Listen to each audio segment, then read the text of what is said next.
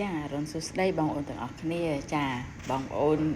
ខ្ញុំលក់ត្រីឆ្អើរជាមួយនឹងហៃប៊ីអញ្ចឹងបងប្អូនខ្លះគាត់សួរខ្ញុំថាយកធ្វើអី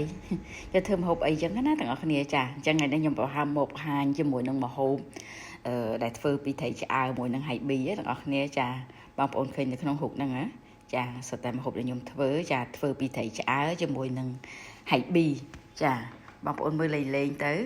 ចាពួកអីមានបងប្អូនខ្លះគាត់ថាណាត្រីឆ្អើរនឹងទាំងទិញទៅធ្វើអីចឹងណា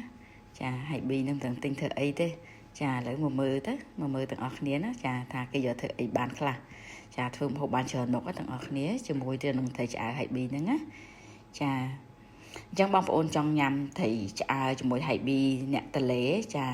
ថ្មីបកថ្មីចាបងប្អូនអាចធ្វើការកម្មង់បានណាចាតម្លៃសមរម្យទាំងអស់គ្នាចាបើចង់បានអាចកម្មង់ពីខាងខ្ញុំបានអរគុណច្រើន